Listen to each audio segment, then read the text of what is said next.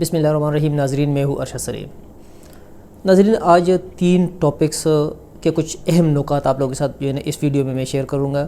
ایک جو جنرل مشرف صاحب کو جو ڈیتھ پینلٹی دی گئی ہے اسپیشل کورٹ کی طرف سے، اس کے اگینسٹ انڈیا میں جو میڈیا مختلف پروپیگنڈا پھیلا رہا ہے، ایک یہ ہم آپ لوگوں کے ساتھ شیئر کریں گے. سیکنڈلی، جو آج آرمی چیف نے SSG ہیڈ کوارٹر کا دورہ کیا ہے اس کے بارے میں، اور تھرڈلی جو کور کمیٹی کا اجلاس ہوا ہے عمران خان صاحب کی صدارت میں. یہ 3 اہم ٹاپکس، ان کے جو اہم نکات ہیں وہ آپ لوگوں کے ساتھ اس ویڈیو میں ہم لوگ شیئر کریں گے. ناظرین، اگر اب تک آپ لوگوں نے ہمارے اس چینل کو سبسکرائب نہیں کیا تو ضرور سبسکرائب کریں، اور جو سبسکرائب کے ساتھ بیل آئیکن ہے اس کو ضرور پریس کریں تاکہ ہمارے آنے والی ویڈیوز کا نوٹیفیکیشن آپ لوگوں تک بر وقت پہنچ سکے. اور اگر ہماری ویڈیو آپ لوگوں کو پسند آتی ہے تو اس کو لائک کرنا نہ بھولیے گا. ناظرین، سب سے پہلے بات کرتے ہیں پرویز مشرف صاحب کی. ایک یہ واحد جرنیل تھا، جتنے بھی پاکستان کے تاریخ میں آرمی چیف گزرے ہیں اس میں کوئی شک نہیں کہ جو بھی بندہ پاکستان آرمی میں جو آفیسر اس رینک تک آتا ہے تو وہ ایسے سخت ترین مراحل سے گزر کے ایک بندہ سلیکٹ ہوتا ہے پورے آرمی میں سے جو اس سیٹ کے قابل ہوتا ہے، تو وہ غدار ہو ہی نہیں سکتا. وہ بندہ پاکستان پہ اپنا آپ اور اپنی پورے خاندان کو نچاور کرنے والا ہوتا ہے. بدقسمتی کی بات ہے کہ یہ دوسرا موقع چند ہی دنوں میں آیا ہے کہ انٹرنیشنل میڈیا اور اسپیشلی انڈیا کا جو میڈیا ہے وہ پاکستان کے خلاف مختلف پروپیگنڈا پھیلا رہا ہوتا ہے. ایک جب آرمی چیف کے ایکسٹینشن کا موقع آیا تو وہ جو 2-3 دن کا ٹائم تھا اس میں انڈین میڈیا نے اور کوئی نیوز بریک نہیں کی، صرف اور صرف وہ پاکستان آرمی پہ اور پاکستان پہ تنقید کر رہے تھے. اور اس میں کوئی شک نہیں کہ انڈیا کا میڈیا اتنا سٹرونگ ہے کہ پوری دنیا میں جو ہے نا وہ کسی بھی خبر کو پھیلانا ان کے بائیں ہاتھ کا جو کھیل ہوتا ہے وہ ہوتا ہے. اب جو ex army chief Pervez Musharraf صاحب کو جو ڈیتھ پینلٹی دی گئی ہے اسپیشل کورٹ کی طرف سے، تو پورا جو انڈیا کا میڈیا ہے وہ اس پروپیگنڈا میں لگا ہوا ہے کہ یہ وہی آرمی ہے، یہ وہی پاکستانی آرمی چیف تھا جو کہ ہمیں مکہ دکھا رہا تھا. کیونکہ جو پرویز مشرف صاحب تھے تو وہ ویڈیو لنک پہ اکثر آپ لوگوں نے بھی دیکھا ہوگا کہ وہ انڈیا کے مختلف چینلز کے ساتھ جو ہے نا رابطے میں ہوتے تھے اور ان کو انٹرویو وغیرہ دیتے تھے، مختلف جو ان کے ٹاک شوز ہوتے تھے. اور لائیو ٹاک شوز میں جو ہے نا وہ ریٹائرمنٹ کے بعد بھی وہ مکہ دکھاتے تھے اور کہتے تھے کہ پاکستان کی آرمی میں اتنی سخت ہے، اتنی طاقت ہے کہ آپ لوگ اس کا مقابلہ نہیں کر سکتے. انڈیا کو کہتا تھا. ان کے پروگرام میں بیٹھ کے ان کے ملک میں لائیو پروگرام جو چل رہا ہوتا تھا اس میں بھی جو ہے نا پرویز مشرف کا مکہ ہر وقت ہوا میں لہرا رہا ہوتا تھا. تو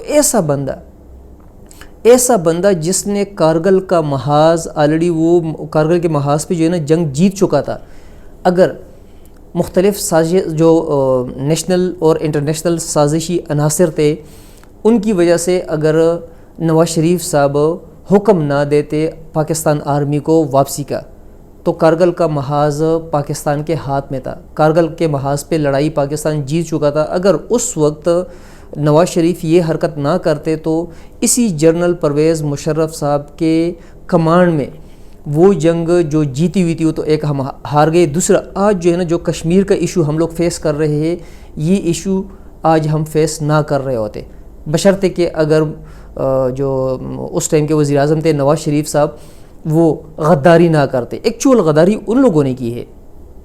ان لوگوں نے پاکستان کے ساتھ، پاکستان کے آئین کے ساتھ، پاکستان کے قانون کے ساتھ ہر وقت ہنسی مذاق کیا ہے، ہر وقت قانون توڑے ہیں. تو ضروری بات ہے کہ ایسے موقع پہ جو انڈین میڈیا ہے وہ مشرف صاحب کے خلاف جو یہ فیصلہ آیا ہے اس پہ وہ خوشی نہیں منائیں گے تو اور کون منائیں گے. اور سیکنڈلی، جو پاکستان میں کچھ اپوزیشن کے لیڈرز جو ہے نا خوشی منا رہے ہیں، جس طرح آج جو ہے نا ایک ٹویٹ آیا ہے مولانا فضل الرحمان صاحب کے بیٹے کا کہ ہم ویسے ہی جو ہے نا اسلام آباد سے نہیں گئے تھے، ایک تنزیہ یا ایک اشارہ بھی اس نے کیا اس میں. تو جو اسد صاحب ہے، جو مولانا فضل الرحمان صاحب کے بیٹے ہیں، اس کو تھوڑا سا جو ہے نا پاسٹ پہ نظر دوڑانی چاہیے کہ ان کی حکومت جب KP میں بنی تھی تو وہ کس کا دور تھا، کس سے ان لوگوں نے حلف لیا تھا. مولانا صاحب کو کون کون سے مراعات اسی پرویز مشرف صاحب کے دور میں ملے تھے؟ ڈی آئی خان میں جو زمینیں ان کو الاٹ ہوئی تھی تو کس کے دور میں ہوئی تھی؟ یا مختلف جتنے بھی اپوزیشن پارٹیز ہے، اسپیشلی جو ہے نا نون لیگ پیپل پارٹی، مولانا فضل الرحمان صاحب کی پارٹی، ان لوگوں کو کون کون سے مراد دیے گئے، کون کون سے حلف ان لوگوں نے اٹھائے، کون کون سی وزارتیں ان لوگوں نے انجوائے کی مشرف صاحب کے دور میں؟ تو اس کا مطلب یہ ہے کہ پھر یہ لوگ بھی غدار ہے۔ حقیقت میں تو ایکچول غدار یہ لوگ ہیں۔ ان لوگوں کے خلاف جو ہے نا باقاعدہ ایک منظم طریقے سے کیس لڑا جانا چاہیے کہ جو رائٹ لیفٹ پھرتے رہتے تھے پرویز مشرف صاحب کے ساتھ، تو یہ سب کے سب غدار ہے۔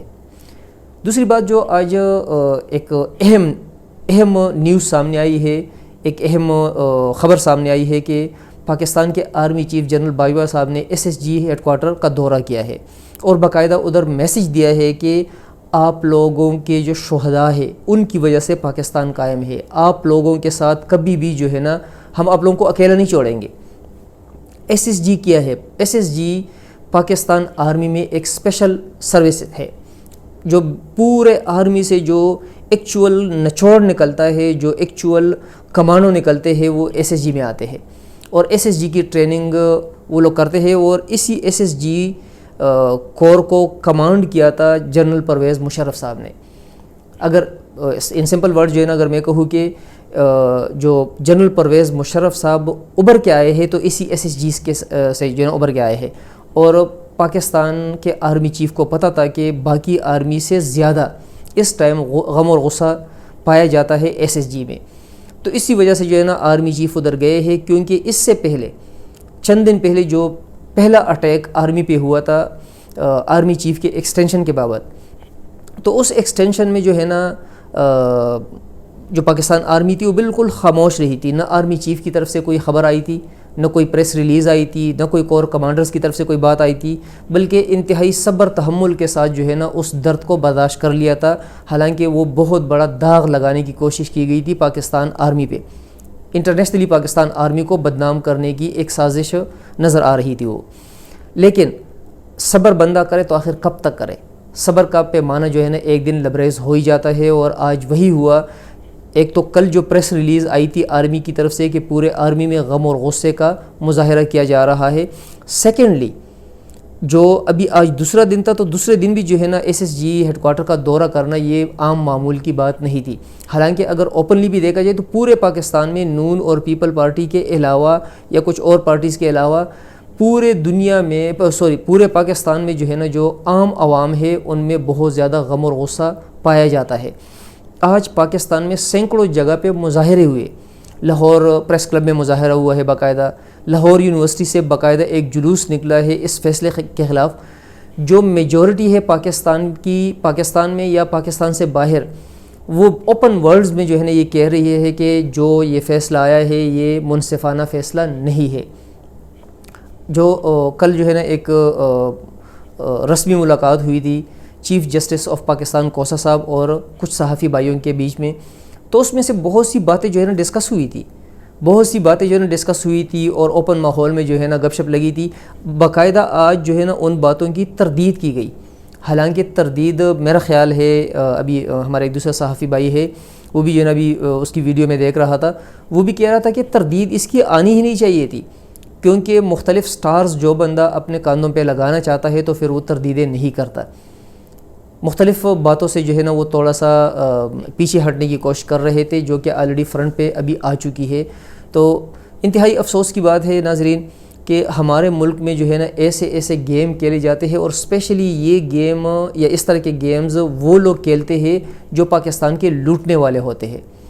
حالانکہ جو چیف جسٹس کی سیٹ ہے بہت ہی بڑی سیٹ ہے، بہت ہی رسپیکٹ والی سیٹ ہے، اور جو کوسہ صاحب ہے اس کی بھی ہم رسپیکٹ کرتے ہیں، لیکن تھوڑا سا کیونکہ جتنی سیٹ بڑی ہوتی ہے اتنا جو ہے نا ان کا ایک لفظ تولا جاتا ہے، تو ایسے سیٹ والوں کو انتہائی سوچ سمجھ کے ساتھ اور نپے تولے انداز میں جو ہے نا بات کرنی چاہیے، نہ کہ ایسے انداز میں کوئی بات انسان کے منہ سے گپ شپ کے ماحول میں کیوں نہ نکل جائے جس کی وجہ سے بعد میں جو ہے تردید کرنی پڑے۔ تردید کرنے کا مطلب یہ نہیں کہہ رہا وہ بات ختم ہو گئی، بلکہ وہ تردید آنے سے پہلے جو ہے نا جو بات پھیل چکی ہوتی ہے تو وہ اپنا کام کر چکی ہوتی ہے. تو بہتر یہ ہے کہ بعد میں تردید کرنے سے پہلے ہی بندہ سوچے کہ ایسے الفاظ منہ سے نہ نکلے کہ جس کے لیے کل جو ہے نا دوبارہ پریس ریلیز جاری کرنا پڑے یا تردید کرنی پڑے. اور ناظرین، یہ ہمارا ملک ہے، ہم جو عام عوام ہیں ہم بھی یہ چاہتے ہیں کہ پاکستان میں قانون کی بالادستی ہو. لیکن کل جو ہے ایک پروگرام میں ایک بہت ہی خوبصورت سینٹینس میں نے سنا کہ قانون جو عدلیہ ہے، عدلیہ بھی قانون کے تابع ہے. عدلیہ آزاد نہیں ہے، اس طرح آزاد نہیں ہے کہ عدلیہ جو چاہے جس طریقے سے چاہے جائز یا ناجائز فیصلہ کرے، بلکہ عدلیہ بھی جو ہے نا قانون کے تابع ہے اور قانون کے دائرے کے اندر رہ کے جو ہے نا وہ ڈیسیجن لے گی. قانون سے ماوراء فیصلہ عدالت کو بھی حق نہیں ہے کہ وہ کر سکے. ناظرین شکریہ.